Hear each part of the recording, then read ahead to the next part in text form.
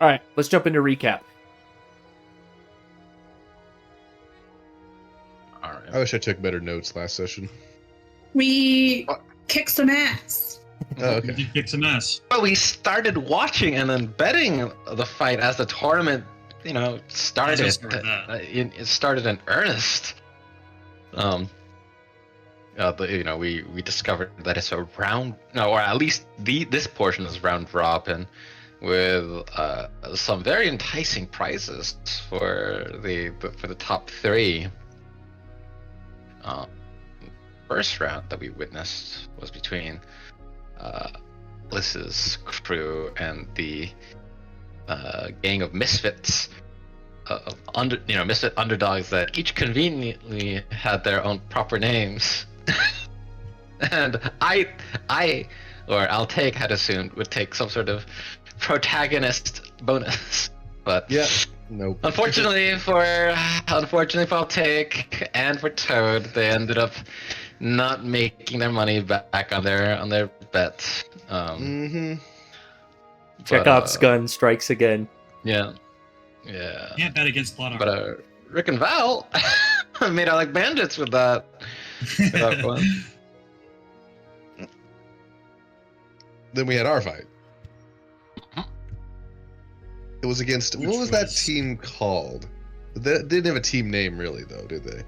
The Wizards. It was like Yeah, the Magic Users. I think it was like Star Mage's Disciples or something like that. I have to look at my notes. And That it was sounds not right. close at all. Well, thanks to a nice little heal, it was not actually. Yeah. It was getting there for a bit. We kind of underestimated our foes, I think, a little bit. We did. We're pretty we well set realized up we have against. a weakness. For sure. Yeah, Magic Users apparently. Because we established the blast zone, which is perfect for fireballs and cone Yeah, holds. getting fireballed. Yeah. Yeah. How do we feel about the blast zone still? Are we still good with it, or? I think we gotta intersperse ourselves, because not every enemy has something akin to like careful spell. So, I suppose the best way to avoid it would be to keep their ally in the collateral damage, if possible. Yeah. Yeah, let's not group up the next time we face them. Yeah, but we grouped up, and well, at least not a lot, I wouldn't say, but because the arena is just small, just in general. But we group up, and Valerian got hit with some incapacitation with hypnosis, hypnotic pattern, and then everyone else just got blown up with evocation, with a cone of cold, a fireball. It was just not great. But we did come out after a nice little heal from our awesome cleric. Yeah, there's one intrepid caster amongst them who was making good use of invisibility, dodging each of our spells to, smoke them out. But finally, Toad got them sandwiched in a flank between them and Rick, if I remember. And finally managed to bring that opponent down. I forgot what the name was. M something. Talking about the invisible guy? Yeah. Mizar? Or Mizar? There we go. Mhm. Yeah. It was an interesting fight. It was a good fight. And then y'all swapped over to the NPCs. Yeah, while we were in the arena, the investigation from the B team began. Not a lot. Yeah, first we investigated the crime scene. I think we had kind of split up at a certain point, right? Lila and Zephyr went to follow what they thought was the tracks of the old woman, and Savina and Sir Onlo. Which way? You guys went the other direction. Were there other tracks? I can't remember. I mean, we followed. Yeah, Sir Anla went to the tournament site to like get a better sense of like the big names who are capable. What the community might be saying about the event, and they pointed out that one of the misfits was actually a infamous thief, and infamous because they were also taken in and report back to a jail or prison when between tournament rounds, being caught by Roheen of all people. So there's some concern there that this might have been a job set up by the local officials. We'll see. We were talking about just one dude who lost a really bad bet, so what does he know? Yeah, right. I believe Signy also went to go and chase down the little urchins that were involved in the That's right. the theft. Signy was very sneaky with thanks to the help of Pass Without Trace, and found the little kid that had the I believe he had the what's it called, the stone. He had one of the gems, one of the blue gems. Well, he had the gems, but he was the first one that we saw, like when it first happened. He had the, he had the speaking stone. Yes. Mm-hmm. So Signy found that kid and snuck up on them during a conversation in which they were talking about the person who did it, and that he had a motivation to save someone. He wanted the diamonds, or the gems that he thought were diamonds, but he's colorblind apparently, to save and revive someone maybe. But and there was also something with a girl that wore a wig. So Signy made a deal with him to, after making herself known, Signy made a deal with him to point the guy out whenever the kids saw him to Signy. So. And Zephyr and Lila found the wig that the kids were talking about. Yeah, someone We wearing. did. We also found a nearby vendor to help us out. Managed to convince them to tell us if they'd seen anything, and they saw. They saw the old lady basically meet up with Roheen. And we can kind of presume that they then removed their wig, the disguise they were wearing, and headed into the arena. So at that point, Lila and Zephyr kind of split up. Lila went into the arena to go and warn the officers, while Zephyr went to meet up with everybody else. Lila also overheard / saw Roheen speaking to Lyra, or no, Thora, the thief girl. Yes.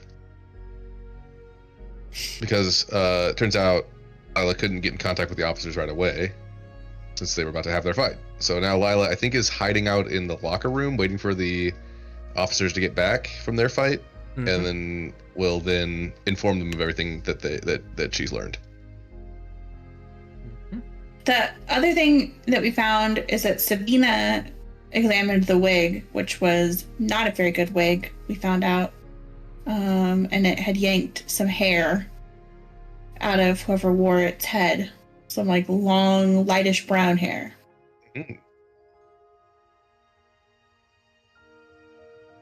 So we got physical evidence.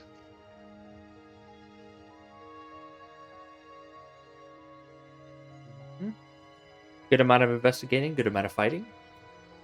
Well done, good inspiration, good notes. There was a lot of information that happened last session, so very productive.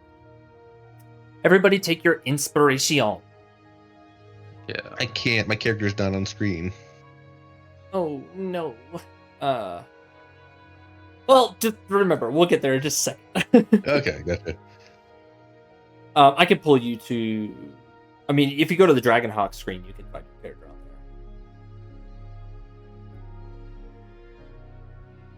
The Dragonhawk screen is always available.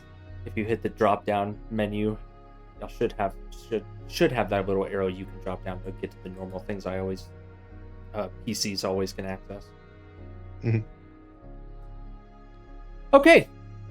Yeah, so picking up where we left off, I believe, correct me if I'm wrong, Zephyr, Sir Onmo, y'all were keeping an eye out for anyone who might have hair similar to the hair that you found.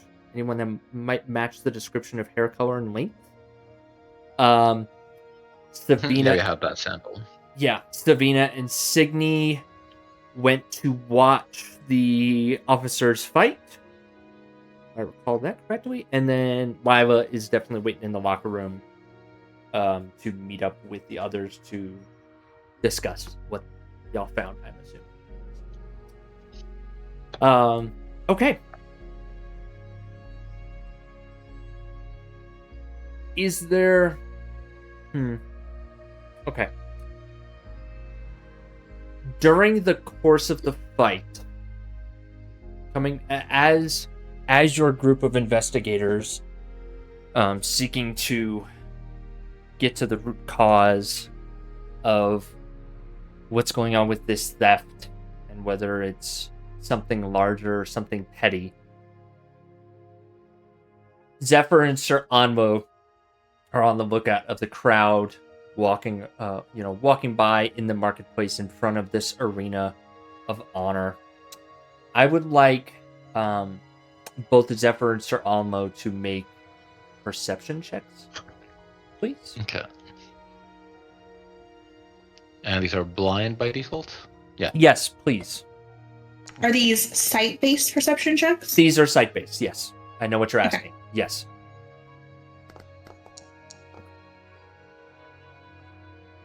It's almost like it's Zephyr's shtick. Mm-hmm. Okay. Okay. All right. So, Sir Onmo, you are on the lookout for any individuals that might match this length of hair. However,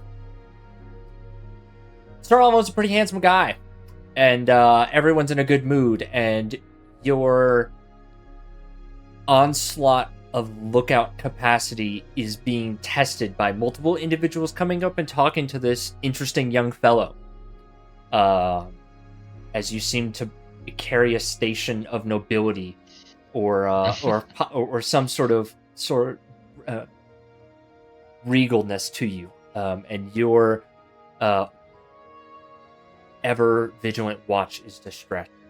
However, Zephyr, which, if I recall correctly, on the rooftops is not accosted. Either that, or people are too afraid to accost the strange species of creature known as an Aarakocra, perching on the roof of one of these businesses just outside of the market themselves. So you have a true bird's eye view of what's going on down below. You spot an individual with lightish brownish hair, relatively long, down to her shoulder blades, being escorted out the rear of the stadium, so up here to the north of Signy. This individual is walking alongside two what appear to be warriors that you've seen, similar to the guards, similar to people like the escort guards that have walked with the officers in the past, and the general guards of the event and people. This individual appears to be... Actually, I'd like you to make me an insight check. Ooh.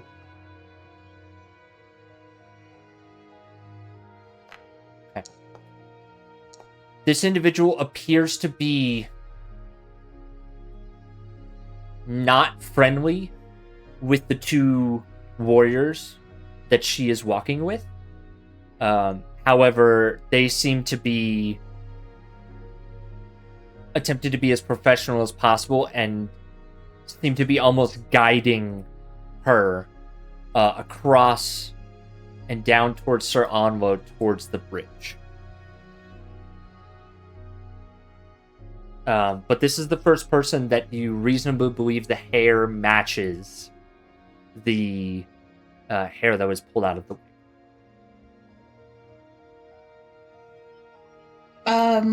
Zephyr's gonna look at Sir Onlo, who's surrounded by beautiful humans who are flirting with him, it appears. And I think is gonna try to move stealthily, but maybe like move from rooftop to rooftop to follow these individuals. Okay. Would you like? Okay, you can move rooftop to rooftop. That's pretty straightforward. I would like you to make me a stealth check on that. And you're just tailing them? Yeah, I think at like a normal. I think Zephyr's just interested to see where they're going. Okay.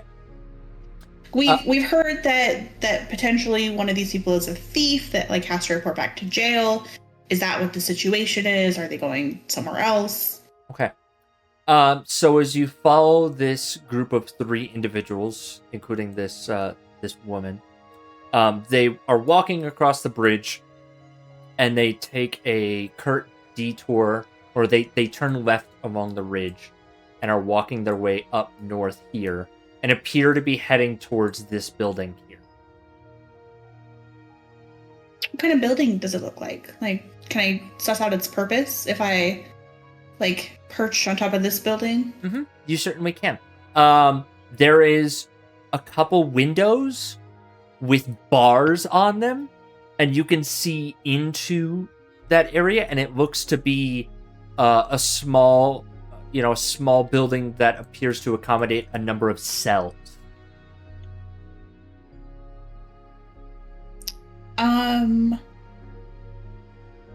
I think I will watch until they go into the building and then wait to see if the 2 guards come out. Okay. Alrighty. You wait for about 3-4 minutes.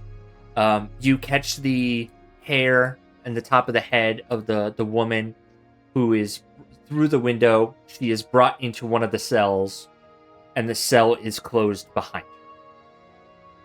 At that point, the 2 guards appear to be talking with someone else inside of the facility, and they move to they leave the building, and they appear that they're heading back towards the arena area.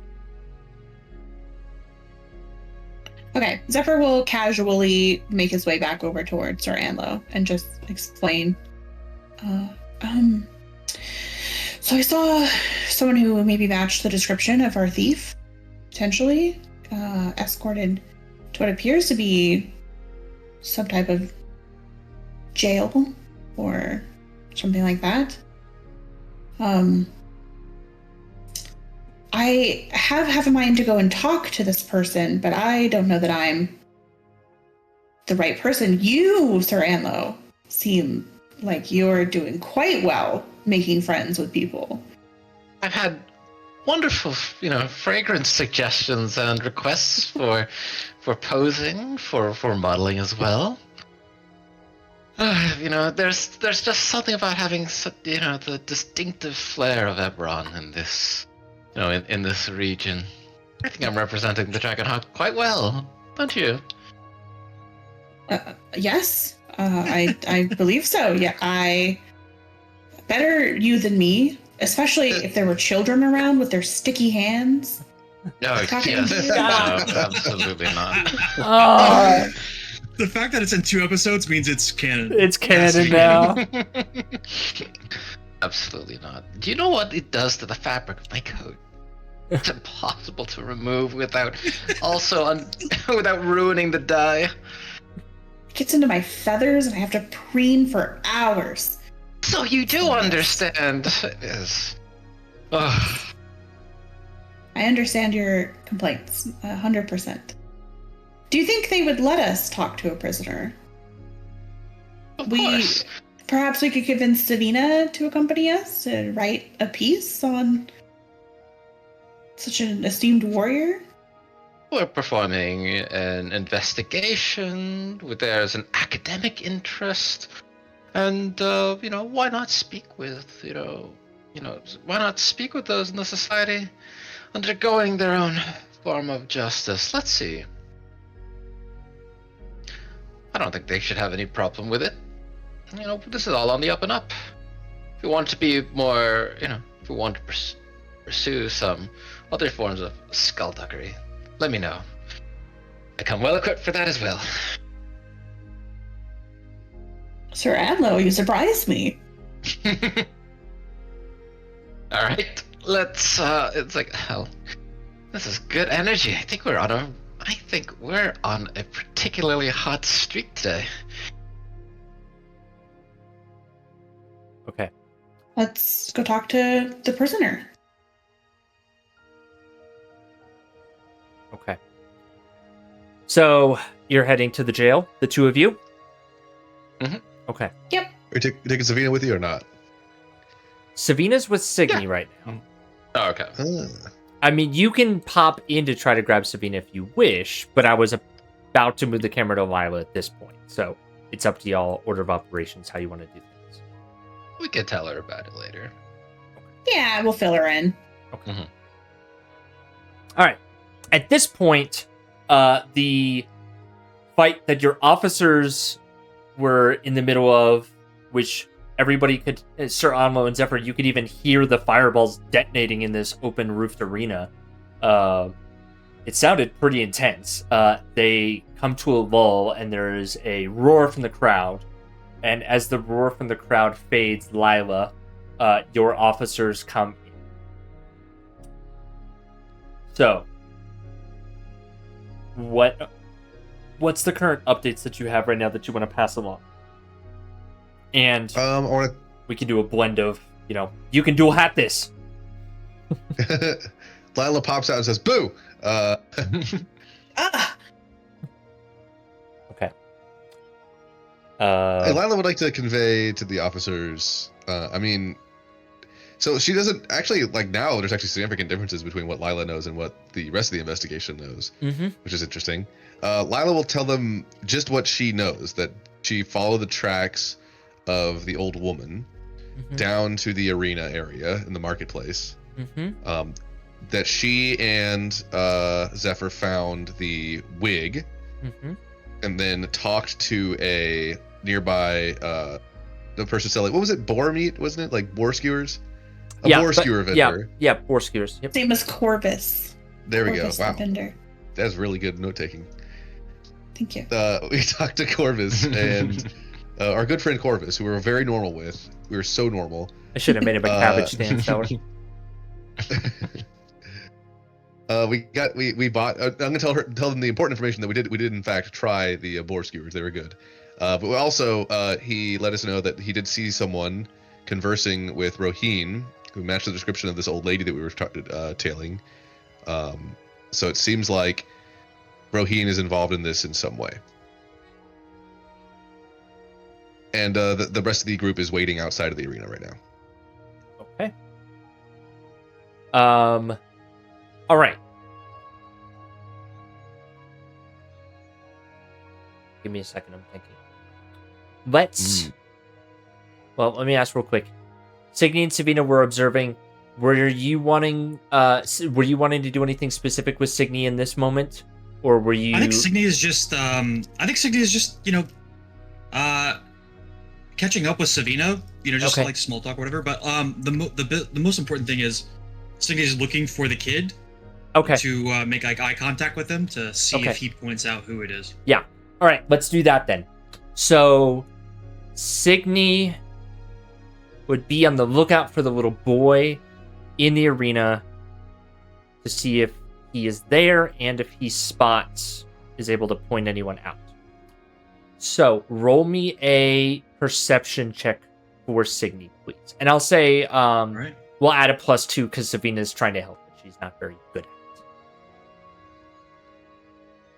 You said a perception check, sorry? Perception check. And I'll add, after the fact, a +2 because Savina's trying to help. Gotcha. But I'm not giving you advantage because Savina's not trained. Okay. You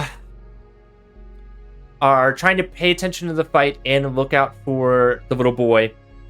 And due to the massive explosions, you spot the boy, but he seems overstimulated from all the fighting going on in the arena. It's a bit too loud and a bit too much for him, and he runs out. You try to catch him or try to follow him, and he unfortunately is lost in the crowd.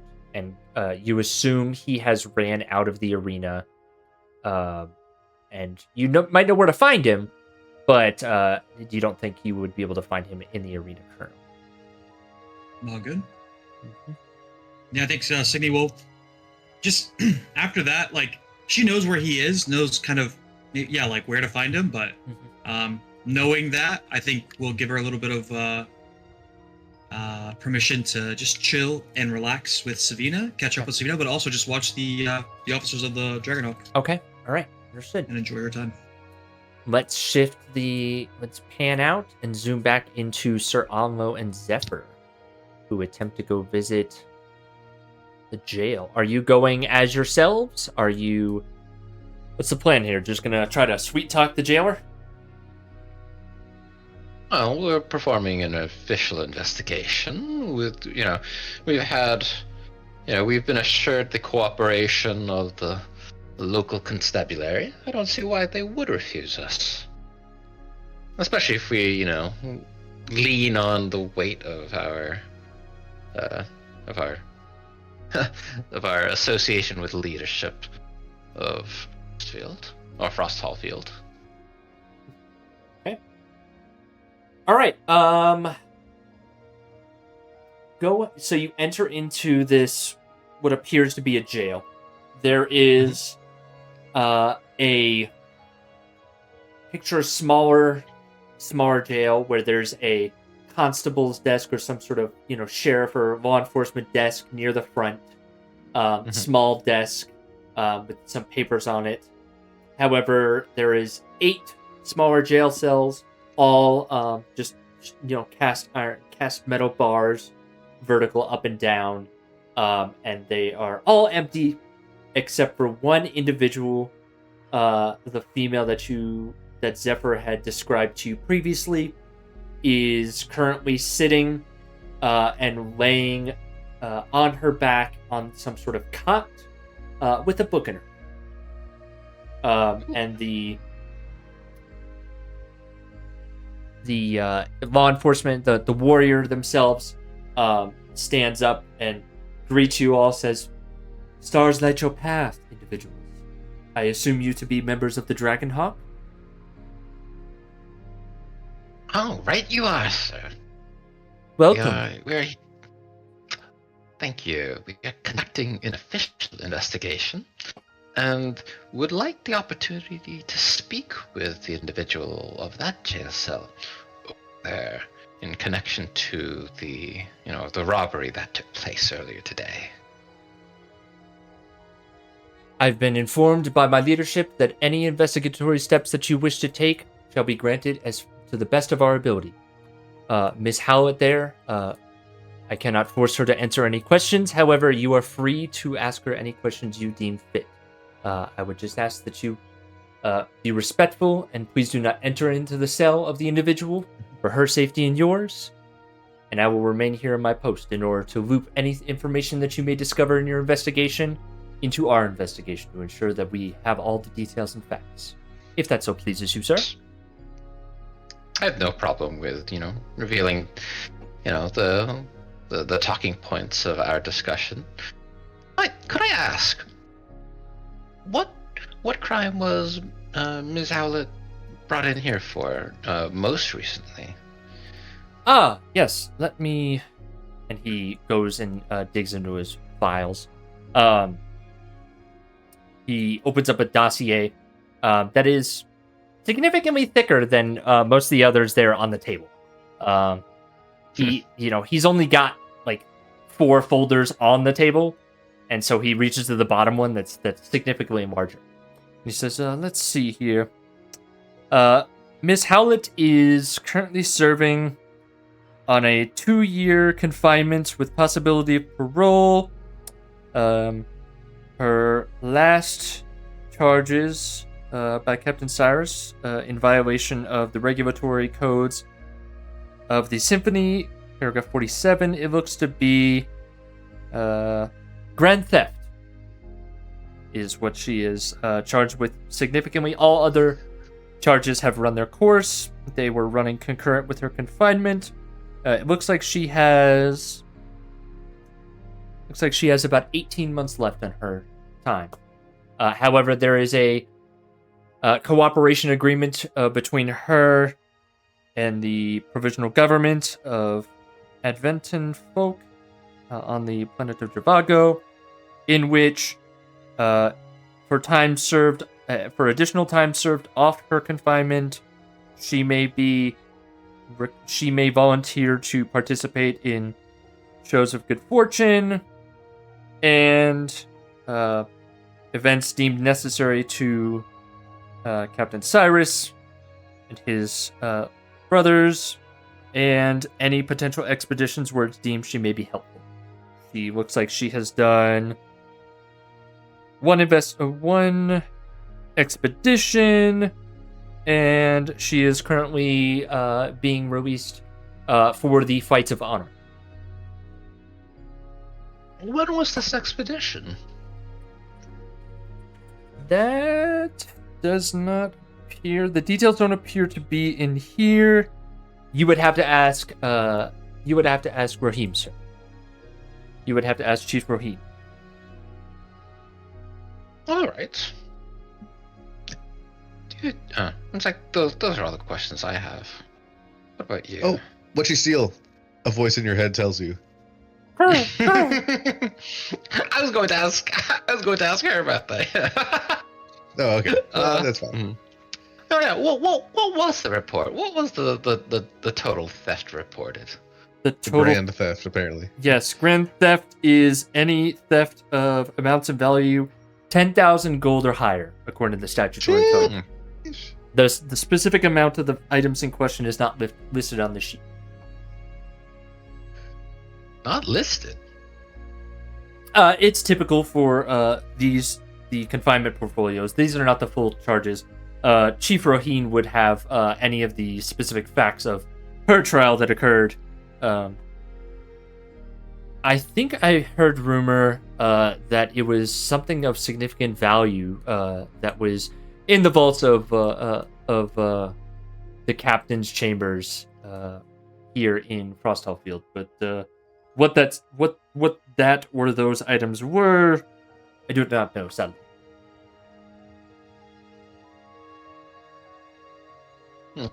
Oh well then, that's quite a fortune being discussed.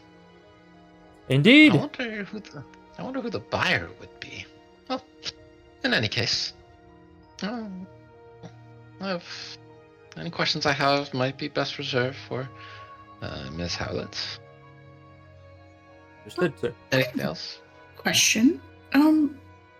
We're obviously new here, and this is our first visit. How common is crime amongst the Adventan people? It seems, a rather small population. There are some folks who appear to be unhoused. I understand that, things may be tougher than they appear, but most of your cells are empty. Is crime common here in Frosthall Field? Make a persuasion check, Zephyr.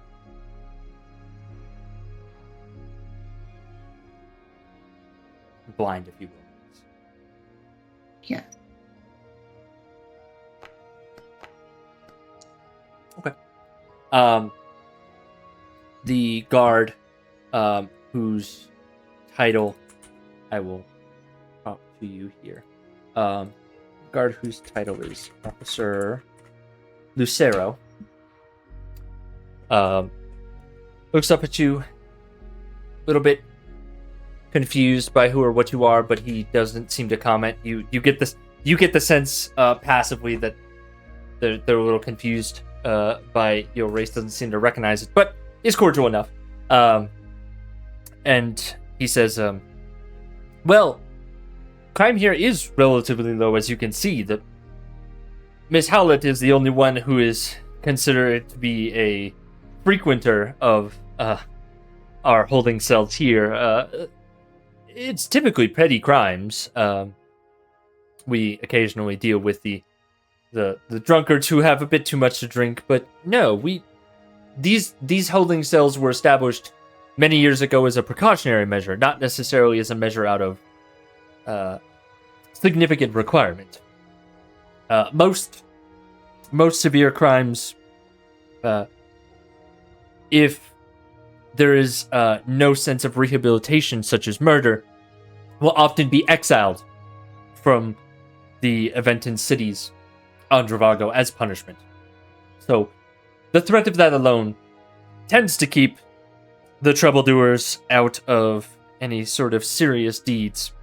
I believe Captain Cyrus is taking significant measures to deal with the unhoused population, as, you know, it is winter's chill bites all, and Captain Cyrus is taking those active steps, but you'd have to ask him, or potentially even Star Mage Shalom directly. I wish I had more.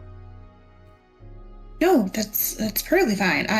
Murder though, has that happened? Incredibly rare, and typically only due to significant matters of home and family, such as we had a case a few years back of an individual who got into a lover's quarrel that turned heated, that unfortunately ended in the loss of life for the individual he was married to. That man was exiled promptly, shall we say. We run a tight ship here, and the winters are cold and grueling. Oh, thank you for allowing us time to speak with Ms. Howlett. We appreciate your cooperation in our investigation. Absolutely. I wish you best of luck. Thank you very much, officer. All right. Can't wait to meet this individual. Okay. So as you turn to this is kind of like an open cell, open area. So she heard everything that you were just discussing, right? Awkward. Right. She's just giving you. She's kind of laying on the bed, one leg kicked up above the other, and she's seemingly to be reading a book. She's like, "What do you want? Is it gonna get me out of this cell?" And she like slowly turns her head to you as she says the last piece. Well, if that's something you want to discuss, there's no reason why we can't give a consideration eventually, but, we'd like to discuss, what you know, or, of what took place perhaps this morning, or what know of the circumstances.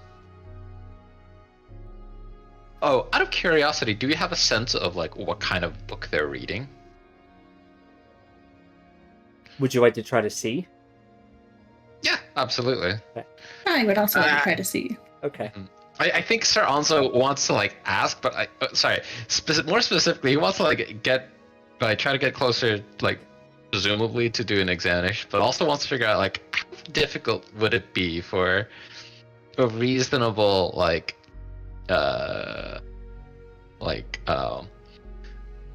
lockpicker to get through these particular cells. Okay.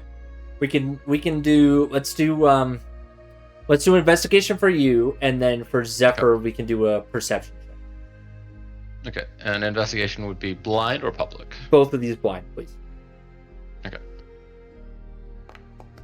Zephyr, you catch about half of a page of text and it appears to be a novel about a very small, frail girl and a man with very large triceps. And something about glistening. And you're reasonably able to put together the nature of this novel in Miss Howlett's hand. Zephyr's favorite genre, romantasy. No. She's just a girl from Normalville, where nothing ever happens. The one day. Speaking of, I read Test Love. What a great book. Everyone should read that. I forgot they made it a real book. I did read it. It was really good. I forgot that that's a real book. I feel like I just need to read it at this point. Okay, so you get that information. Sir Anlo, you're able to get a reasonably decent look at the locks here. It appears to be mechanical and arcane in nature. So while the cell is relatively simple, you notice that every other cell has a standard mechanical lock, we'll think like Western, like just key in hole and open up. This cell in particular seems to be their reinforced cell.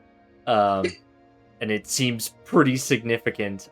You see, are you trained in Arcana? Sir Almo trained in Arcana? He is not. Okay. Yeah, so you get the sense that it is an arcane lock in combination with a mechanical lock. Gotcha. Okay. Yeah, I think. I'm trying to see if I can leverage his understanding of thieves here, because I guess that'll come up when they talk about more sensitive topics.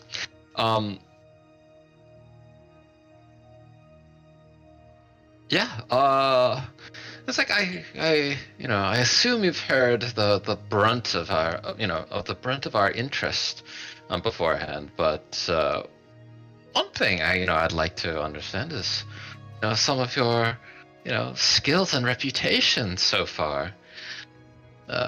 Something a grand theft, a value of 10,000 gold or more. Are you trying to butter me up? She rolls her eyes at you. It's all there. You heard it all. I'm just here to do my time so I can go back to my normal life. I mean, obviously it's not. Oh, I would love to hear more about the exploits and skills.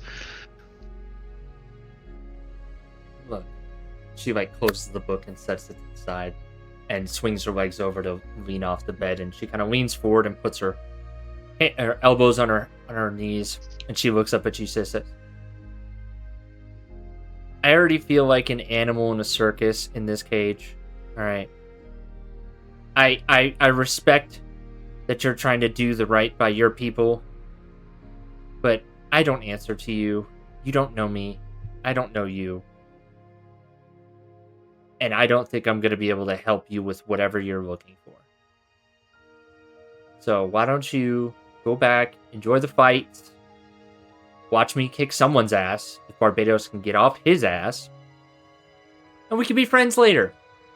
Hit me up in 18 months. I'll show you cool stuff on Dravago. How about that? Sound good? She gives you a nice, charming smile.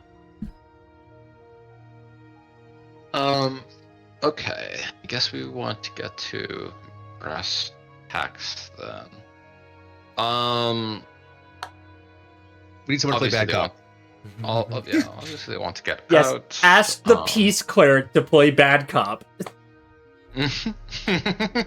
They absolutely could. Okay, I think Sir Onlo at this point wants to start getting into thieves can't coded negotiation. Yeah. Okay. Of just I as an aside to Zephyr, it's out of curiosity, do you know anything about that book or the or the series?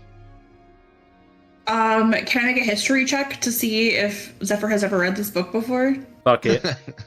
Go for it.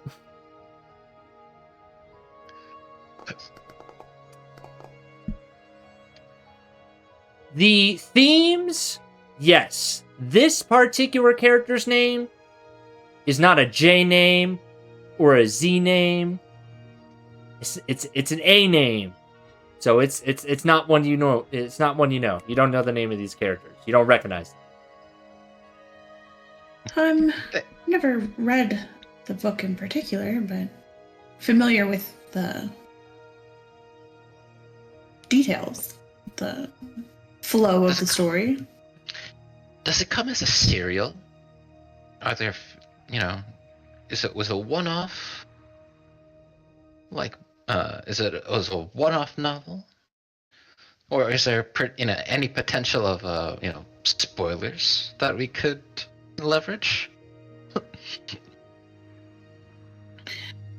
I think I could know a thing or two about how the book might end, although perhaps it is not her first time reading it. If this is... I don't know how many books they have on Dravago. Passive perception. You spot 6 more books with similar sounding titles sitting underneath the bed. Gotcha. With well-worn pages. Well, I see that we can see that you're an avid reader. Well, how long is this series? Okay. Is your intent how many books are published? Is your intent to try to do this thieves can't coded thing with the subject matter of being books? Essentially, yes. Okay. Part of the negotiation is, answer some questions, and we could get you the next. We could get you the next series of books, and or use the characters as coded cover. Yeah. For the mission. Yeah. Or the job's details. That is super creative. I would like you to take inspiration for that. That's super fun. Very, very rogue coded. I love it. Okay. So let's go. I can't. Chris cannot do that well. Yeah. But all right. So what are you you're trying to make a deal, information for things for Thora in the cell? Things brought to Thora? Either creature comforts, or if there's a next book in the series that that they would want. Okay. That we can easily retrieve and deliver. Or we're well traveled, perhaps a book she's never read before. There we go. Yeah. Okay. What do you think Rick's book collection looks like these days? Man of the Cloth? You're telling me that Signy or Lila don't have similar fantasy books? You're solid. That's solid. Yeah. I think it would be very funny if there was a book in Rick's collection called Man of the Cloth, and it was romantasy. The sexy priest. Yeah. Oh, hidden That's in so plain funny. sight. Just to have it ripped open, glistening, hulking by underneath. Yeah. He's totally jacked under his habit. It's an unusually tall halfling. Yeah. Okay. All right. Let's do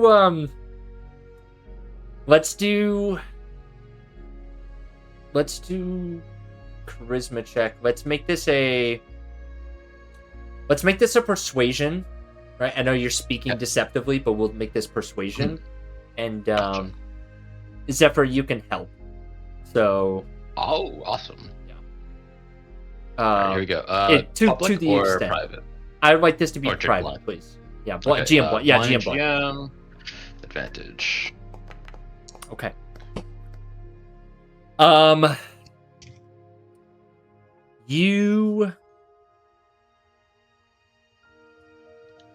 She's willing to give some details but you get the intensity that you are walking into a shit show. Mm-hmm. And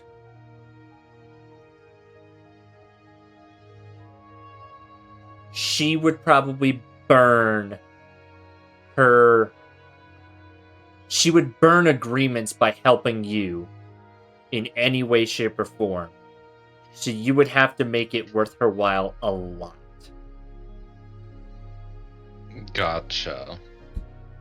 Can I, while Anlo is talking to Thora, can Zephyr attempt to like distract the guard so that they're not like Particularly wondering paying attention? why?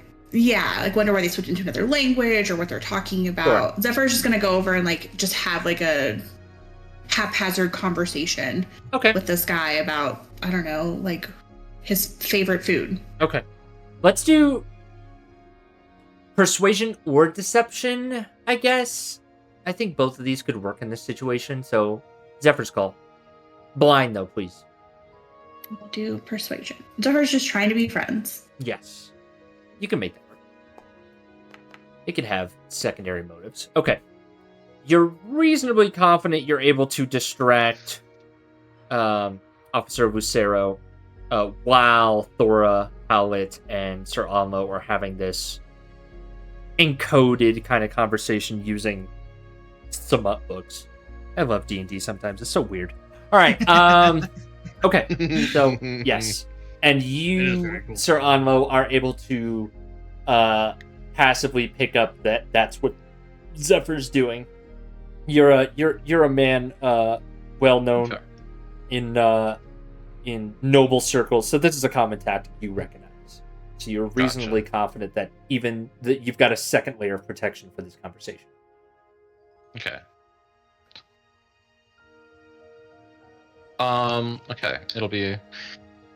Yeah, you know, this entire language is coded in the tropes of the of romanticism. It's like, what a messy relationship. And it's like, you know, if they give all the bridges, they would burn. If, you know, they could work together, but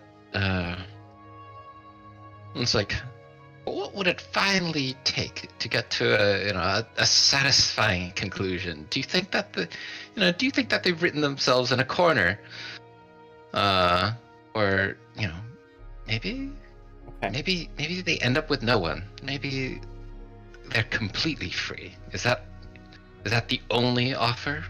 Is that the only end that makes sense to you? Give me another persuasion check, blind. This one's without help. Okay. ING.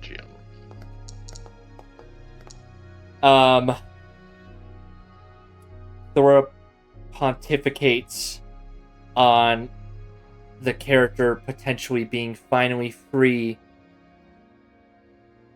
but if they're all by themselves without a people, that would be lonely. And maybe there's another group of people like her in the stars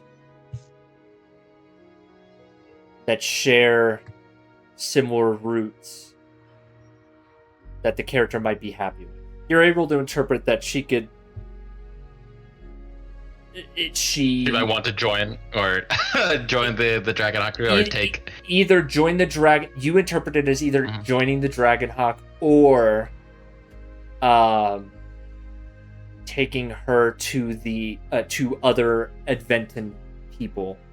Aventon. I keep on adding the D. Aventon people out off of Dravago. That's what you're able to extrapolate. Okay. Gotcha. I think they're being pretty tight-lipped. I don't have any more leverage in mind. It's like, well, I think I've taken up enough of your day with all this talk about literature. Zephyr, is there anything else, you know, that piques your interest? Ask for a piece of her hair. A Yeah, does it match the I don't. the specimen offered? I assume Zephyr has it. No check required. It is her hair.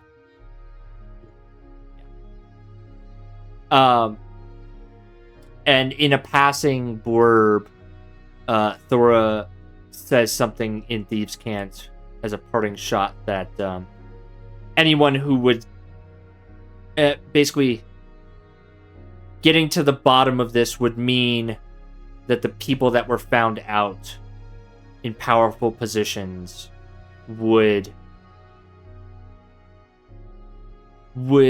make an enemy of people in powerful positions. Gotcha.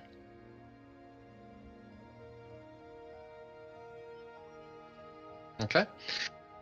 Yeah, Sir Alno whisper this. It's like, this seems like a messy situation that goes all the way to the top.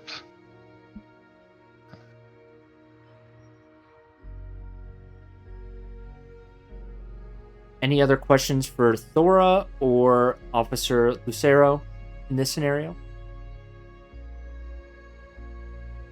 I think I'm satisfied off the top of my head. All right. With that, your duo departs the jail, presumably to link back up with the others. Mm-hmm. Could I actually ask Lucero one more question? Yeah. I'd like to know if Thora has had any other visitors recently. Columbo style. Just one more thing.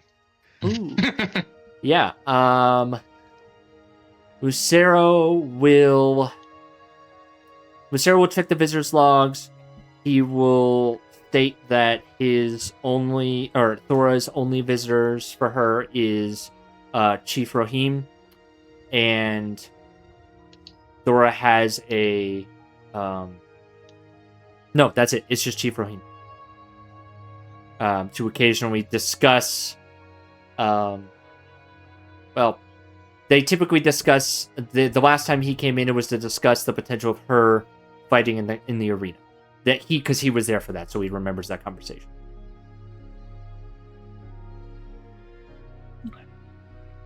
That's all for me. Okay. All right. The two of you head back to the arena. At this point, we've got all the officers and all of the B team, security team, at the arena, and the officers have finished their fight for the day. If you'd like, we can transition back to y'all playing as the officers, with the assumption that any information that you pass along is passed along to the officers, and your security team heads back to the ship, unless you'd like to do something in conjunction with them or do some weird thing. It's totally y'all's call.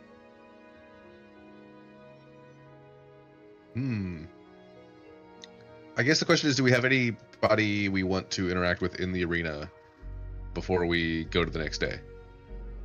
Given the information that the officers just learned. I guess there's like a question of the rest of Thora's crew. Like, do they know anything about this arrangement?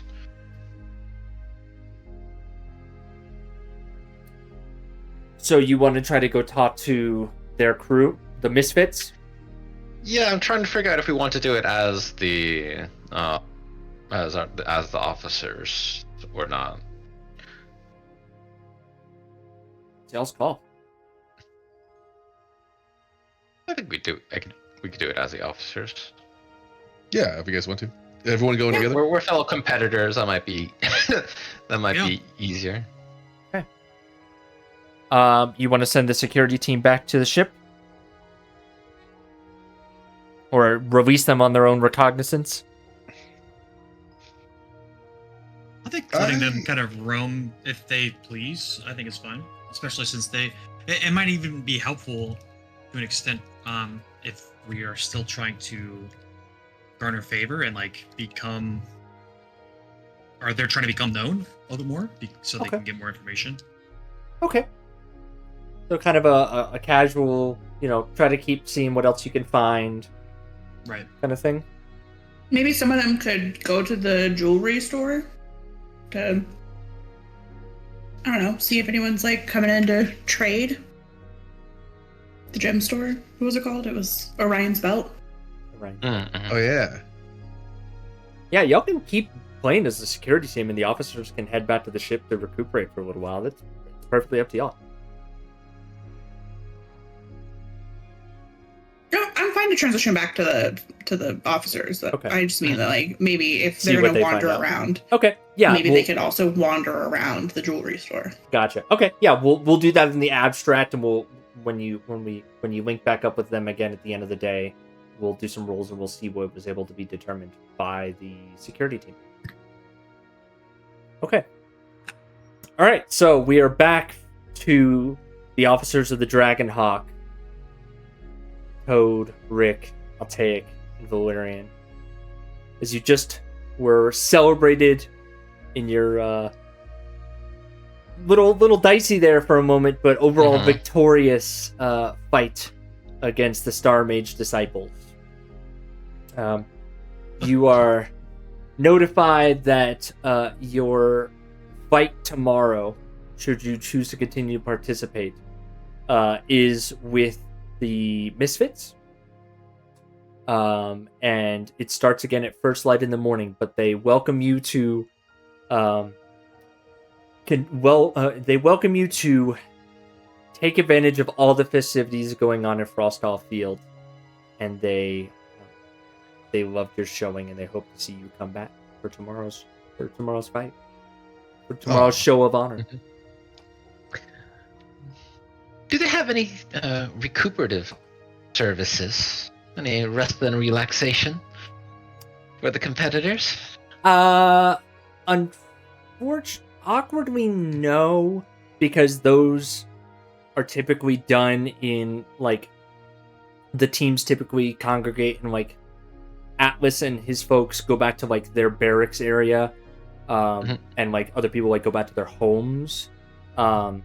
Should you wish to look for lodging can be accommodated for you and your group free of charge as guests of Captain Cyrus and the Aventon peoples. Free of charge, you can get lodging in a room in a tavern nearby. But outside of that, in the arena itself, it's pretty Spartan. There's not, there's the preparations rooms, but there's not like a party. There's not like a area you can spend the night in the arena. Could we do that? Altaic's eyes are,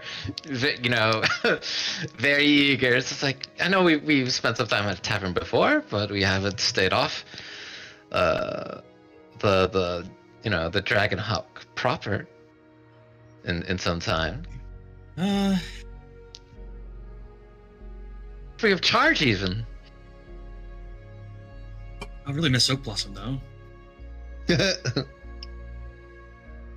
Absence makes the heart grow fonder. I mean, do we want to get robbed again? If we get robbed again, that's just another opportunity to catch them. Okay. So, honestly, I don't love that you said that, but it actually makes a lot of sense. Low-key, I know things are super serious during this time here in this city, but low-key, I do have tavern carousing tables I've never busted out with this group, so, I mean, it's there if you want it. But You have content that we have not explored? Yeah. I think it's a great idea that we stay at a tavern, honestly. No, I you're right, though. We haven't really stayed off of the Dragonhawk at all, I feel. So I don't see why it's I think it's a good idea. A lot of life on the road. We've been traveling on these expeditions, but if they're welcoming us with, all the pomp and ceremony, it'd be a shame for it to, for us to refuse. So we're all in. Toad, Rick.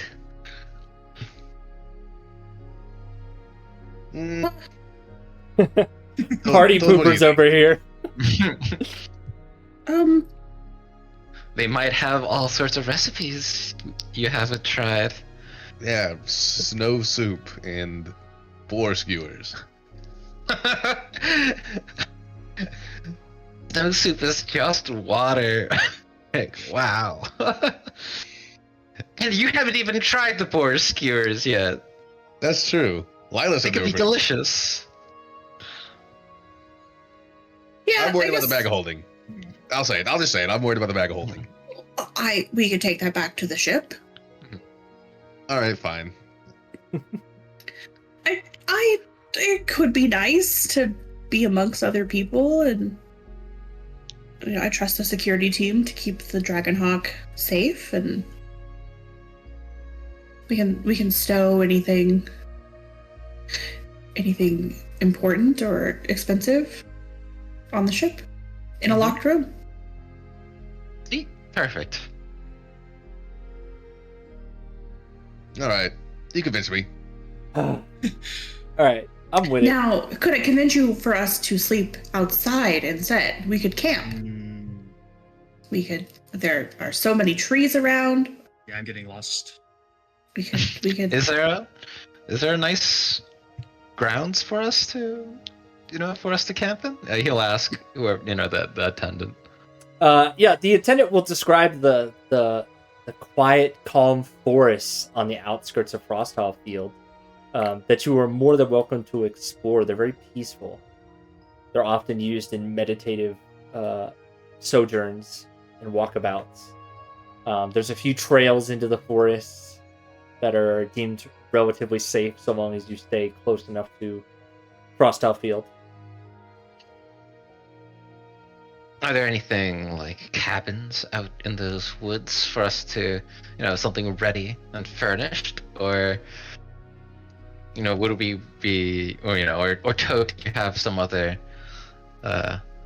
accommodations in mind? Give me a persuasion roll.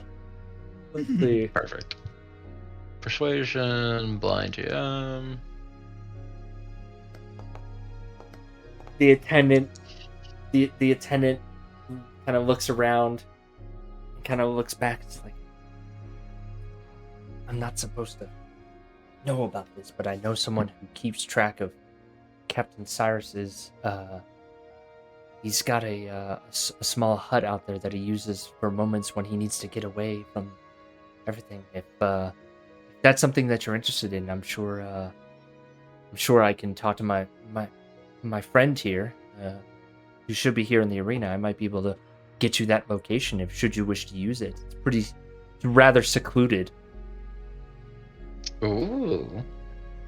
That could be fun. Way more fun than a tavern. A spooky hut in the peaceful forest. Okay. What do we say? Tavern visit, peaceful hut? Come on, we deserve a break. We just got hit with all of these spells with ice and fire. No, that did not go great, I won't lie. Let's take a vote. How about that? I think that's fair. If it's just gonna be us, I guess important factor. Can I take Phantom? In talking with the attendant, yes, you could. Okay. Then my But vote is... maybe not in a tavern. Phantom. I don't know that they have room for him. Yeah, they that's what I'm saying. That's exactly right. So I think, honestly, I kind of agree. Let's do it. That's one vote for secluded hut in the forest. It's my vote too. 2 vote for secluded forest. Yeah, I think it would be a shame not to stay at a tavern, but I wouldn't mind going to the secluded forest. The Captain Cyrus's place afterwards. Yeah. Seems like 3, unless Rick, you've got something information-wise to sway this party going to spending the night in the forest. Nah, it's fine. Okay. All right. Well, you've got some time before nighttime, unless you want to just... And it's going to take the attendant some time to get with a friend. So they asked for about an hour. And they asked, stay relatively near the arena or be back at the arena in about an hour's time. In that venture time, what would you all like to do? You've got free run of the city. There is markets with some shops. There's your security team doing some other lighter investigative work. I vote we get some drinks, says Toad. Do you think they have fire water? Oh.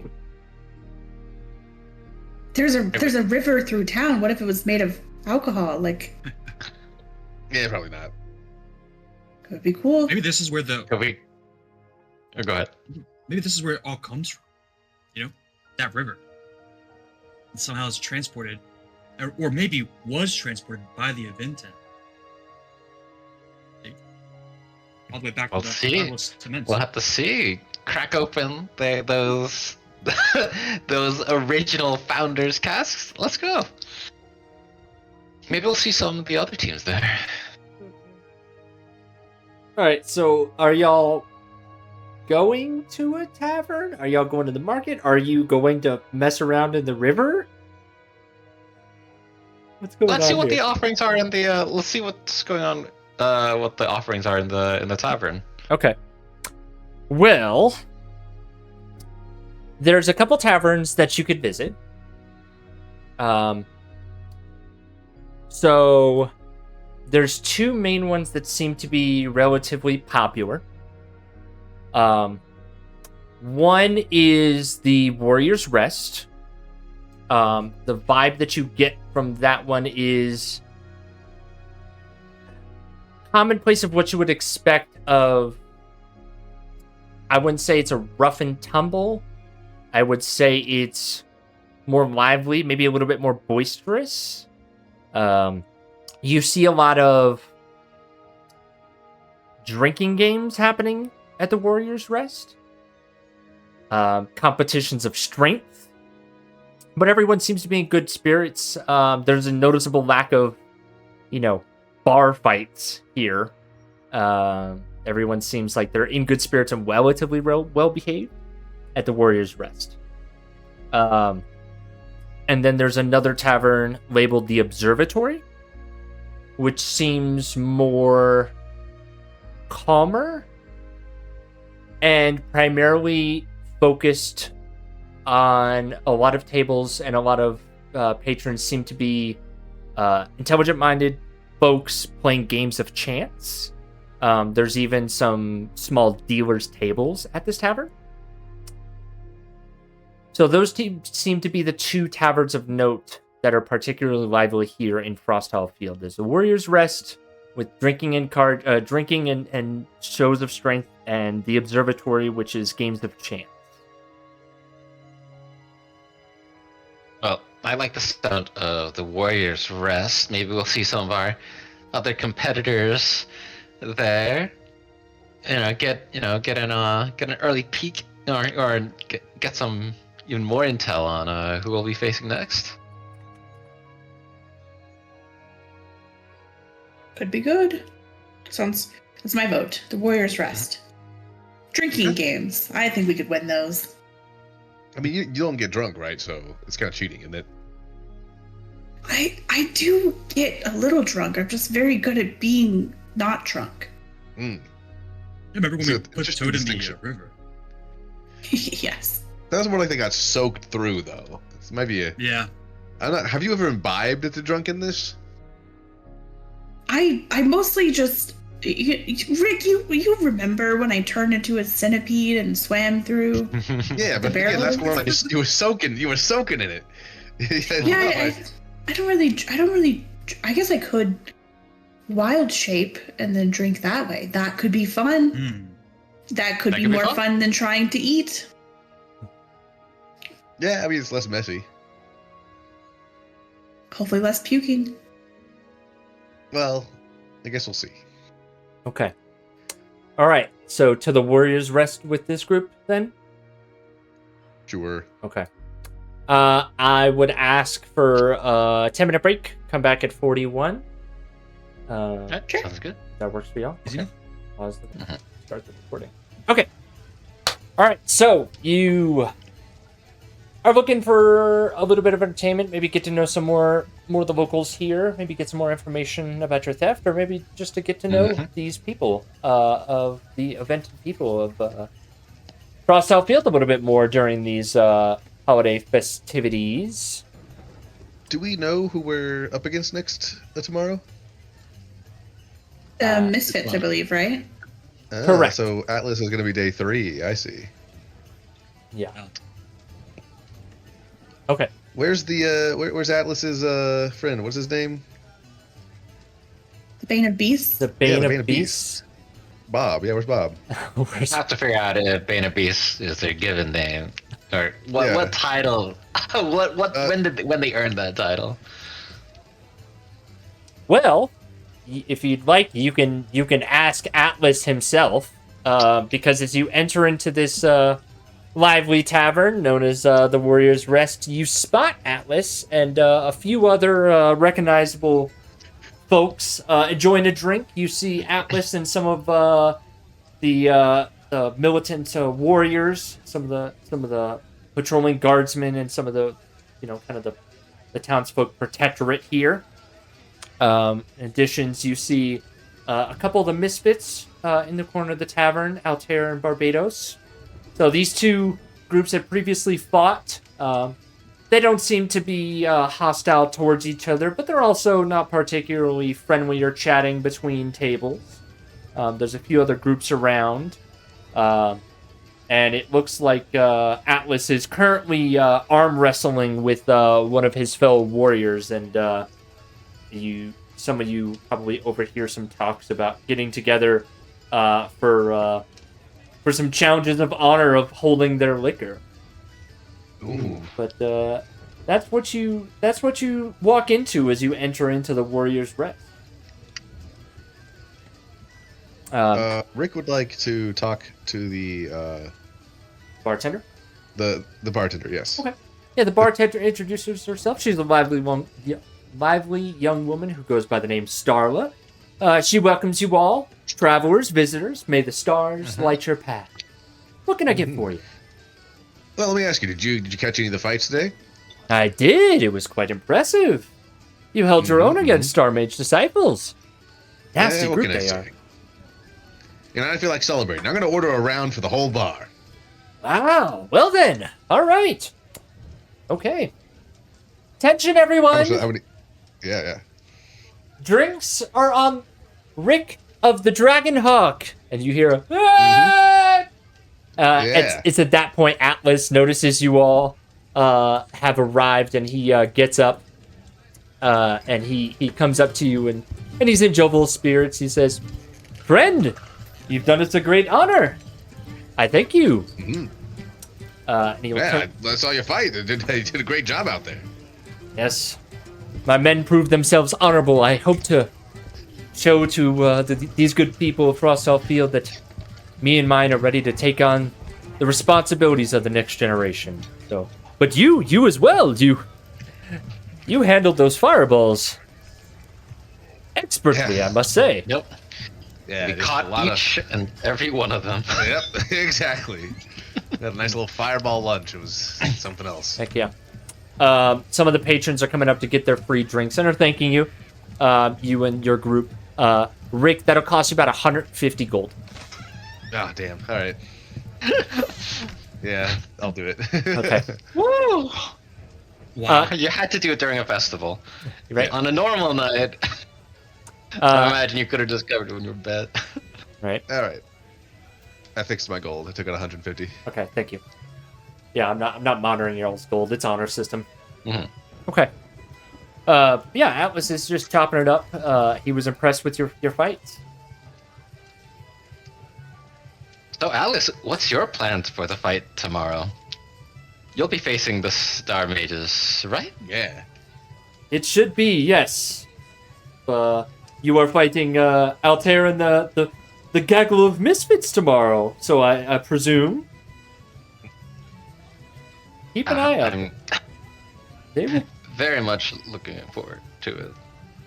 I'm sure your group will do well and handily dispatch those folks. Be careful, though.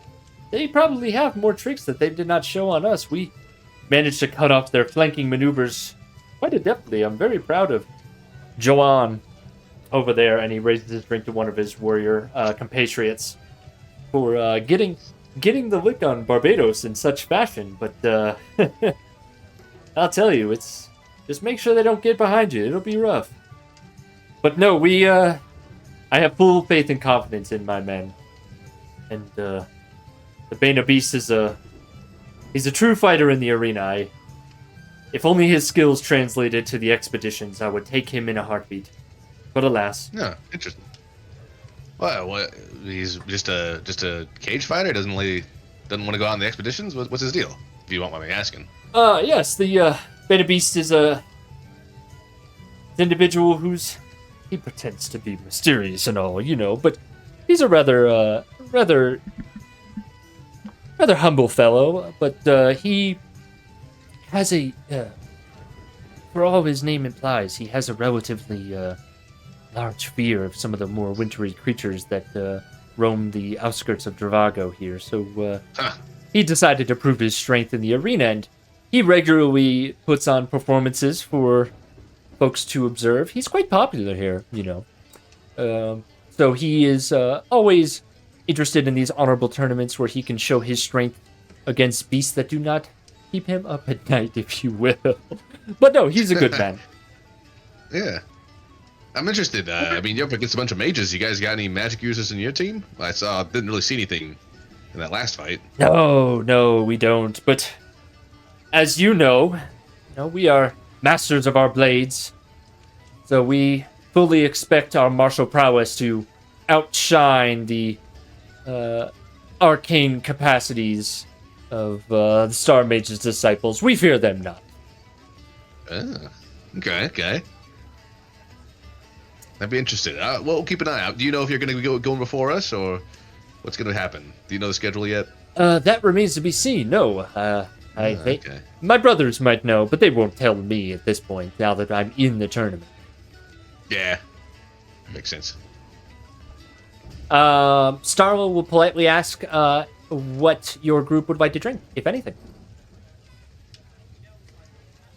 I want some firewater. Some firewater? Okay. Yeah, is there anything particularly local that you recommend? Do they have any mead? Oh, yeah, they've got mead. Mead is pretty standard. You'll find across cyberspace, surprisingly. So they do have mead. If you're looking for something stronger, they have. She says it's a little bit pricier, but they have the Archer's Flinch, which it appears to be this bluish liquid in this bottle that almost swirls. It almost looks like they've perhaps put a little bit of like some sort of sparkle or like crystalline specks in there, so when they move it around it kind of swirls and sparkles. It's pretty colorful. Oh, well, I have to get that. Rick's paying, so it'd be a shame to refuse him. Okay, yeah, you can get that because Rick paid for a drink, so 150 gold does cover that. Yeah. What about the rest of you?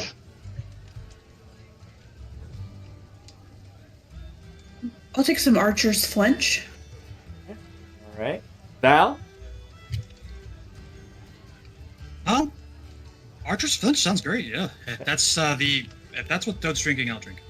Okay, wait. We gotta establish something. Are you sober or what? I'll pull out the little chalice of sobriety. This is what we're using. But Okay. not necessarily.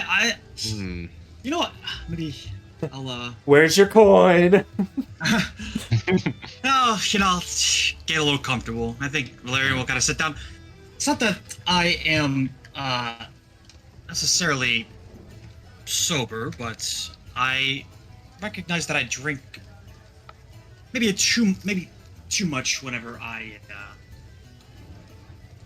have adversity, I suppose, or something like that. So I think this is a good way for me to, to tone it down and to not drink enough to make rash decisions, such as putting on, cursed armor that I can't take off. Yeah.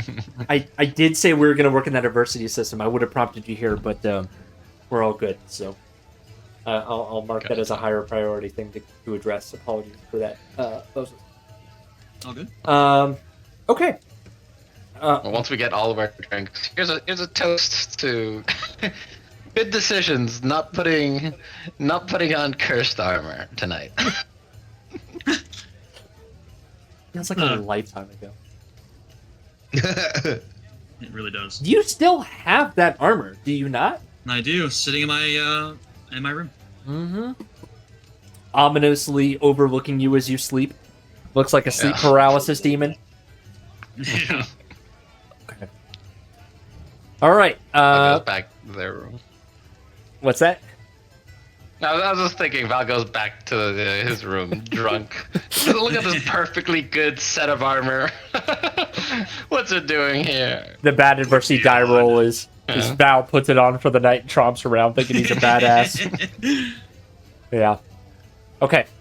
All right. So you are all given. Rick, I didn't specify. What would you like? Would you like mead, Arbitrage Flinch, something else? I'll have what everyone else is having. Okay, gotcha. So you're all given a round of the Archer's Flinch. It's a potent drink that's given in a small glass. It's like a 2-finger shot of whiskey kind of style. And it's chilled. And there is a circular ball of ice that is placed in each of your glasses. Ooh. Yeah, very fancy. Fancy schmancy. It's fancy hypnotic. And it is, for those of you that can taste. Well, first, before I even get there, Toad, what's your intent here? What you trying? How are you gonna do this? Toad will unhinge their neck as they have before Yes. and pour it into their empty body? Question mark? Their tangle of branches? Their lubrication void? chamber. I think I just heard it in the sound effects. Into the lube chamber. Exactly right. I love. Oh god. Oh god. Okay. All right. That's a phrase. Toad Cannon has a lube chamber during beach episodes only. Okay. Okay. Yeah. So y'all take a sip, and it is potent. It is sweet, and then there is a shock of sour that hits you as the aftertaste as it goes down your throats. I need everyone to make a Constitution save, DC 10. This is count as a poison, so for those of you that have resistance, roll with advantage.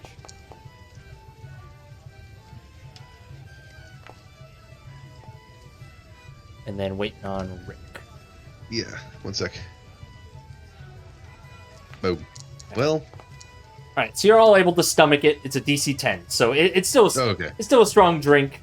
However, you're able to bring it down, and it is an interesting palate flavor. It's good, but you get the sense that this will take you down relatively quickly if you continue to adjust a good amount. Oh, there's that flinch. My face puckering. Yeah. Indeed. What does it taste like? Yeah. Is this like a whiskey? What kind of drink is this? Yeah, it's What is almost this brewed from. Yeah, it's almost kind of like a whiskey. Okay. Yeah, it's just Whiskey very sour. pretty flavorful. Yeah, it's almost like a whiskey sour.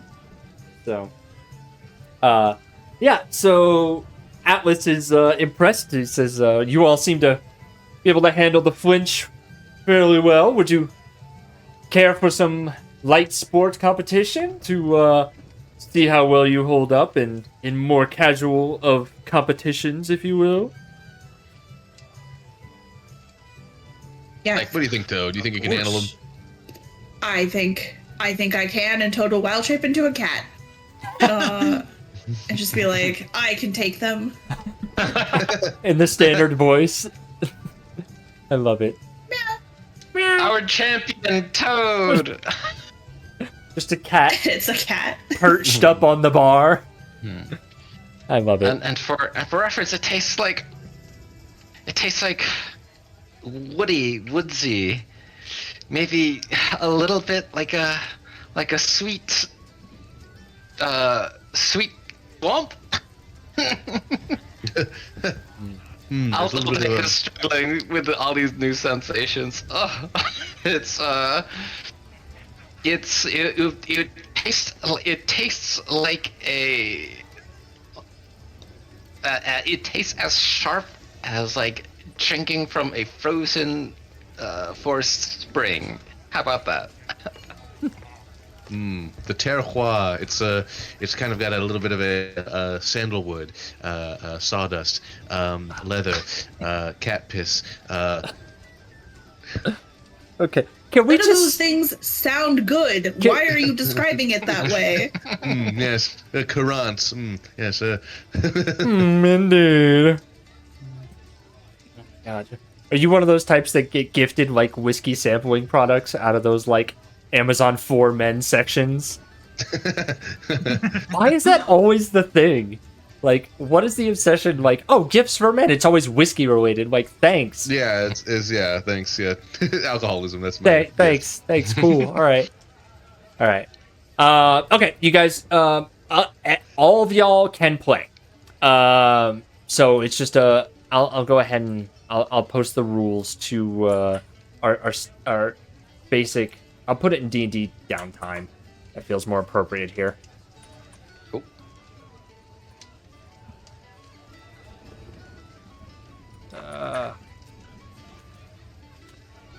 This is pretty standard common drinking game here. Everyone starts with 5 quote-unquote lives. The first round starts with a con save, which you just did at DC 10. The DC goes up by 1 every single round. So it's really who's the last one standing for this drinking game. So it's kind of a go around the circle, see how well you do with con saves to handle these drinks. So I get the sense that Toad wants to join. Who else would like to participate? I would like to join. Okay. Yeah, I'll take. Rick will sit this one out. Rick will sit this one out. Okay. Yeah. You putting money down? Atlas is willing to do a wager or two. And hearing this, Altair will also join in this this friendly competition here. He doesn't say much as he approaches your group. If you didn't catch him, he hears this talk and he says, "Oh, high and mighty Albus thinks he can withstand everything. Let me put a little bit of humility in his system. Might I join you all?" Of course, the more the merrier. Well then. All right, so Altair and Atlas will participate. The warriors move out of the way so everyone who wants to play can sit at the table here. So those of us who participate can up squat. Cool. Toad, you're doing this in cat form?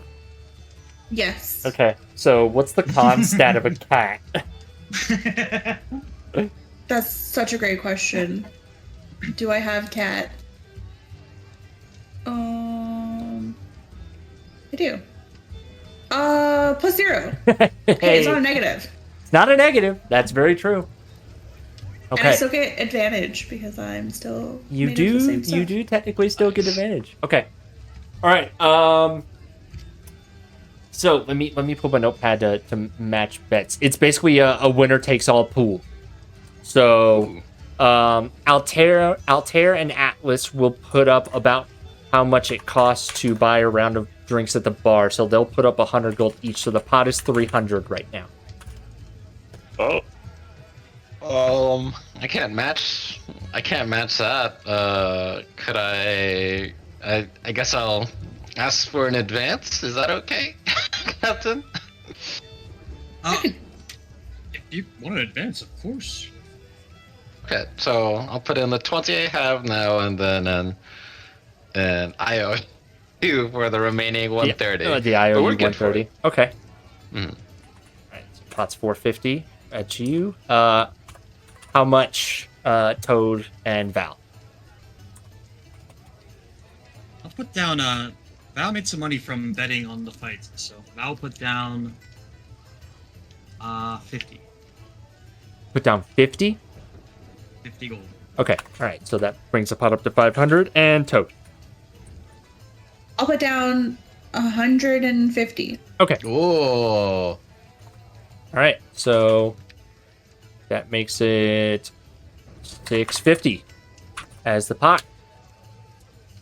Alright, pretty substantial pot there. Alright, let me ask, before we get into this, Rick, you doing anything over there to assist your compatriots, or are you doing something else while this goes down? I want to sneak my way over to Barbados. Yeah. Barbados. Barbarados, whatever his name is. Barbados.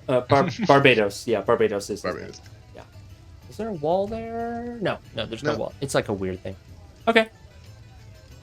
All right. You just trying to chat him up. Yeah, just kind of nose in on over there. Okay. All right. We'll get to that in a minute then. All right. Let's do. I'm just gonna put you on a combat tracker to roll. We'll do it in initiative order. To see who goes when, so then I can say that we've used the combat tracker this session. Okay. This is ready for us to go to the next mandated. fight, all this stuff. Corporate mandated combat tracker. All right, yeah, go ahead and roll your initiatives to see who goes first.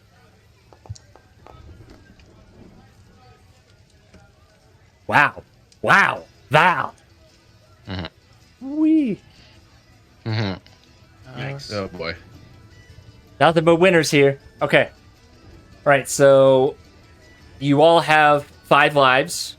So I will mark Altair. Let me just do it in the order of the list. Altair. And then Altaic. Toad. Atlas. And Val. Okay. All right. Y'all start with 5. Got 5 lives. The rules are on the board. Okay. So Altair. Go ahead. I was just going to say, we come from a place where the actual, the actual streams and rivers run with pure alcohol. So this will be hard to top. Yeah.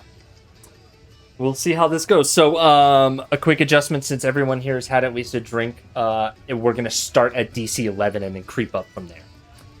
So, let's go ahead and get started. So, Rick's plan is paying off.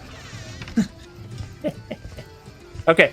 So, Altair will go first. Well, realistically, he'll take his shot.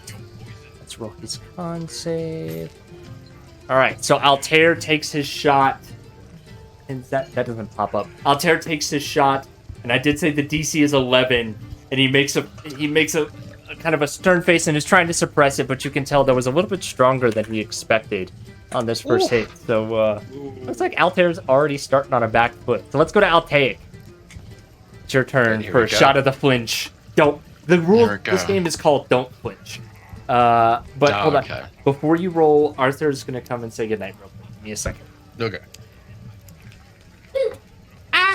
Hello. Oh my god. Okay. All right. Altaic. Let's get that con save. Don't flinch. All right. And this is public. Yeah, public. I'll make my rules public now too. All right. Cool. All right. Go. Oh, he is certainly not flinching. Oh. This is this is this is a nice break. I got some of that the muscle pinching right now. That's an interesting feeling. All right. Toad. In cat form. How does this work? Do you lap at it? Yeah, I think Toad very daintily shoves their face into the full cup. Yeah. Super dainty. And just Cat- slurps it up. Cat's head barely fits, so it's like the ears are squished down and the. Yeah, I'm here for it. Go ahead and roll con. 11. 11. 11 Oy. is, in this round, the passing score. So, Cat Toad manages to not flinch. Alright. Atlas.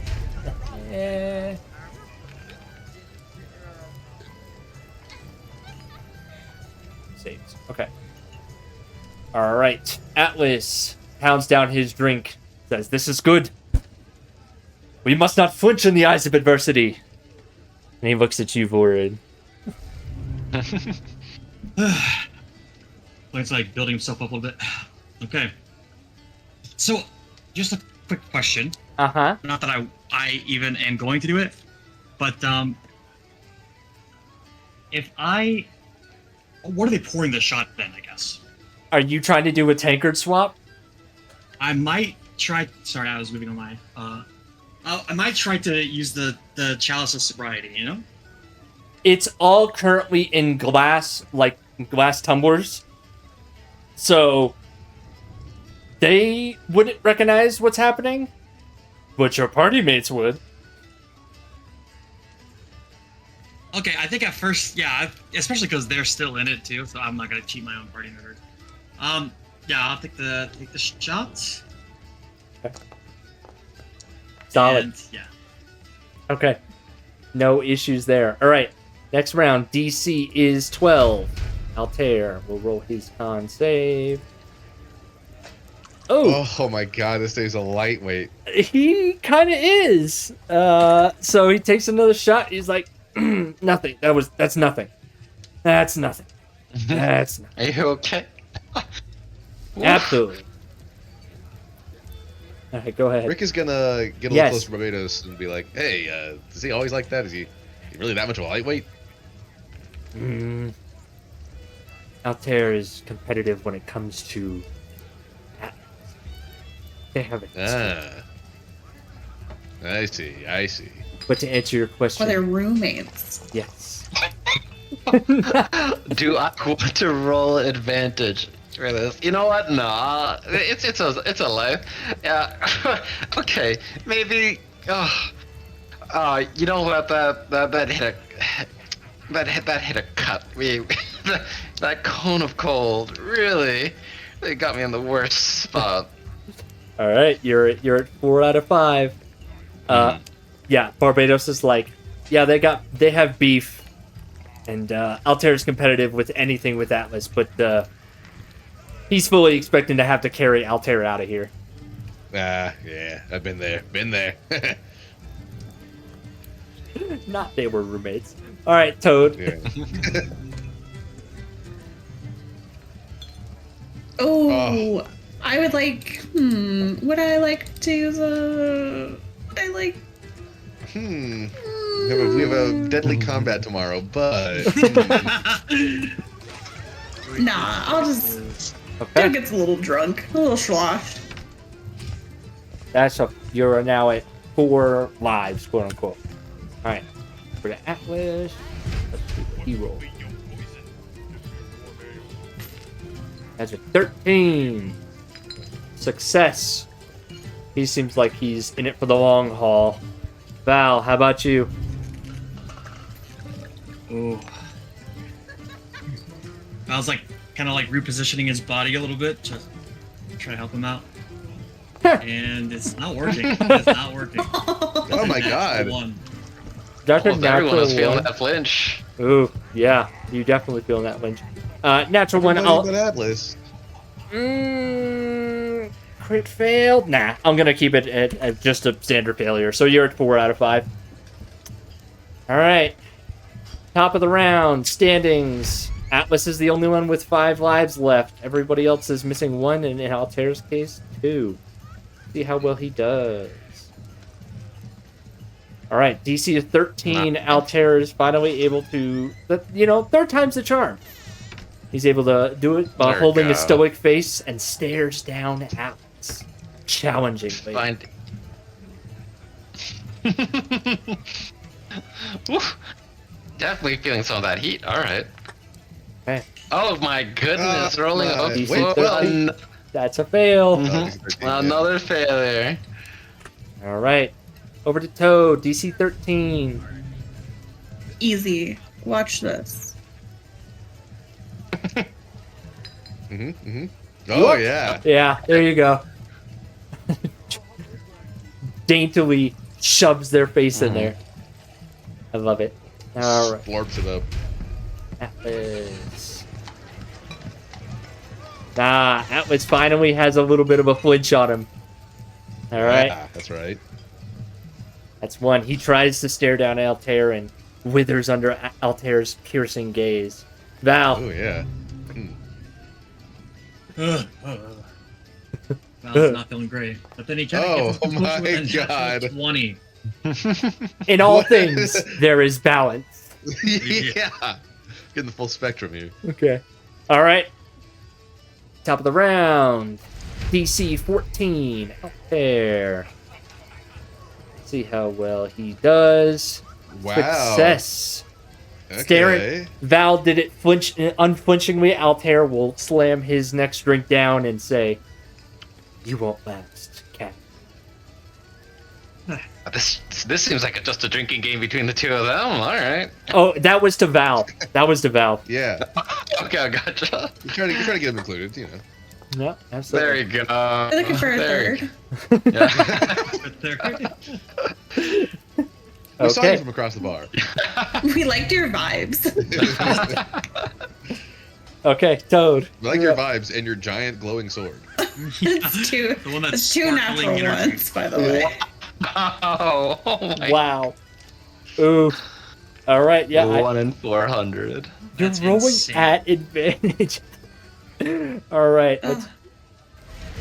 What does that look like for a cat to roll double nat ones? The tankard spills all over Toad's body and gets soaked in. Oh man. It's all over me! Oh. That counts. Just as like flinch, unfortunate. sticky children hands. Wait a second. Wait a second. I'm sensing some You energy. sound like Zephyr right now. What the? He's right! He's right! They're gross and weird! You gotta stop hanging out with him. What is this fascination with sticky children? Regardless, you're all going down. Val, it's your turn. Oh my god. Atlas is just holding his own with his +1. Another natural one, my brother. Oh, wow. My brother in Christ. All right, top of the round standings. Val's Everybody getting has flustered. Everybody has 3 lives left, except for Atlas for some weird reason, but I'll take it. The heart of the cards over here. Altair. DC is now 14. That is a success for Altair. I'll take DC 14. Here we go. Don't flinch. Come on. He's flinching. Oh, the A. Oh no, all these cards. What is it for? Oh. You do have a +8 to your con save. I don't understand this. I love Insane. it. All right, Toad, it's over to you. Oh, thank God. The duality. There The we go. duality in all things. All right, Atlas. Roll 17, also a success. All right, hey, that's not a 20, you know. That's Not- true. It's not a 20. Val, over to you. Okay. That's- That is a 20. Another natural.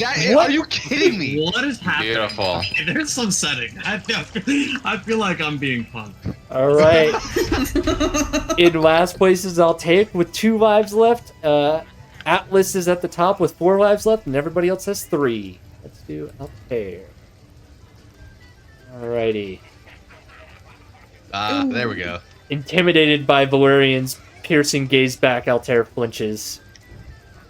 Let's go drop Altair down to 2. Altair, over to you. Come on, come on. There we go. There we go. Slightly above average, but with that +6. Mhm. Or +8, So- Jesus. Yeah, exactly. DC, we're at DC 15 now. Ooh. Right, Toad down to 2.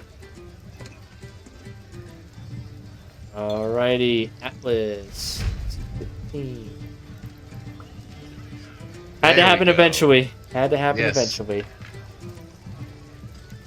All right. Yeah, get drunk like the rest of us, loser. Yeah, no point. All right, Val, over to you. Right. Oh, just barely. At least it's not a natural 1 or a natural 20, you know? All right. I'm glad I didn't do crit success or fail. This would be over quickly. All right, top of the rounds. Current standing. Everybody be Atlas has 2 lives left. Atlas has 3. Altair. DC 16. Yes, dude. Yes. Success. Altair. Absolutely crushing. All right. Don't flinch. You suck. DC 16. Wow. Just barely. holding on. Wow. Alright, 1 life. Well, I got all this inspiration. Yeah. Gotta start using it. Yeah, exactly. Nothing Alright. else you could need it for in the near future, right? Nothing. Nah. Bragging rights. Beach episodes where inspirations go to die. Mhm. Toad. Yeah. Hey. Let's go. Another natural 1, I'm noticing. Yeah. Hey, shh. Don't talk about it. Okay, gotcha. Sorry. Ooh. There it is. Atlas It's is all coming back. Atlas is flinching by the dexterity of a cat being able to hold their liquor somehow. Val. 8. Oh my gosh. Alright. Val's getting real sick real quick. Yeah.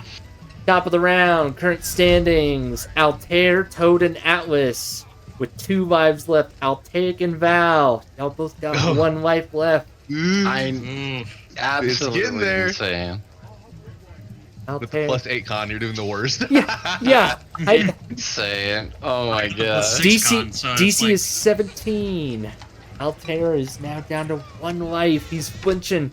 It's starting to. Alright, I'm there's some using burping. inspiration right now. Alright, go ahead. DC 17. There we go. Jesus. Yeah, I don't know if you needed it, but you got it. Alright. 15 and 19, yeah. You survived. DC 17. Toad. Ooh. Would you like to use your inspiration Oh. or take that hit? I will take the hit. I Alright. believe in myself. Heart of the cards. Heart of the cards. Alright, Atlas. Get him down to 1. Atlas is dude. down Oh, to he can't. 1. He's been Mhm. failure after failure now. Heck yeah. He's getting intimidated. Valyrian. No pressure. Yeah. Oh my gosh. Is Val out? I'll use my inspiration. Ah, there it There is. you go. Are we serious? We are not serious. My rolls. Rick will use an inspiration. Be like, Val, come on, you got this. Hold it down. Oh my god. Is that it? Are Yeah, you he doesn't done? Hold it down. I got nothing. Alright. Val doesn't make it. Conveniently, there are buckets on the outside of the table. Val, you need to use it. Ooh. Alright. For the next 3 hours, you are poisoned. Man overboard. That's my captain, Dan. Alright, Val is out of the rollings. Top of the round. Everyone's got 1 life left. There's a lot of staring going around on this group. Mm-hmm. Regardless of who wins, Atlas pipes up. You all have shown honor. Now, Altair, show us your true colors. Oh. And there they are. As Altair turns to the bucket, Altair bows out. Altair, Okay, here we go. DC 18. That is a success. All right. Alright. This room is spinning, but there are fewer people in it. Toad. To you. Woo! Ooh, Hanging in there. Okay. A DC 18. Go to Atlas. He's got a He's a plus bum. 1. Oh my, My god! Oh No my. way. Insane. Let's fucking go. Alright. I'll take. All right. Over to you. Okay. I'm using an inspiration. That brings me to 2. All right. Here we go. No. I love it. You didn't roll higher. You didn't roll higher. I mean, I need to roll higher, down to 1 inspiration. Oh, The DC is 19. Can't roll above a 10. Oh my. Is that it? I'll take out. This is so funny. Oh, God. well, how badly do you want to win this drinking game? We're in it to win it. All right. Oh. Last one. Oh my god! Oh, I love it. I'm good. No, I'm good. Not good. Oh, God. I'll take is out. Mm-hmm. Toad. Now down to you and Atlas. So much more sour. DC. Oh, I would like to use an inspiration. Yeah, are we on DC Actually- 18 or 19? I'm trying to remember. I think it's 19. 19. Yeah, DC 19. All right. What you got, Toad? Show me your So stuff. close. That's it for me. I'm out. Toad's out. All right, it's the Atlas thing. Now let's see if Atlas, because this is in the same continuous round. Let's see if Atlas can hold. Can take it. No, you gotta be okay. That is unbelievable. That is crazy. The DM wins. Yeah. The house always wins. The house always wins, even though every odd is stacked. Oh man. Alright, Toad bows out. Toad. What does that look like, by the way? Yeah, what does that look like when Toad bows out from intoxication? Have you guys ever seen a cat with like wobbly cat syndrome? Oh, Yeah, yes. it's like that. No wibbly wobblies. Oh, No, goodness. no. It's a little bit like that. Toad, you're immune to poison, correct? No, I'm not immune to poison yet. Okay, alright. So for the next 3 hours, everybody except for Rick is poisoned. Haha. Ah. That was a good... Atlas is cheerful and is appreciative and will use some of his new winnings to buy another round for everyone at the bar. Rick will have a low alcohol drink because he gets the feeling he's going to have to be DD for this session. Yeah. And with that, I think this is a good point to end. We'll stick around in this tavern because I think I have one more thing I want to do here, but my voice is starting to fade. So I think this is a good stopping point for us. End on a high note. Cool. Yeah, that's good for me. So I will go ahead and end the recording here.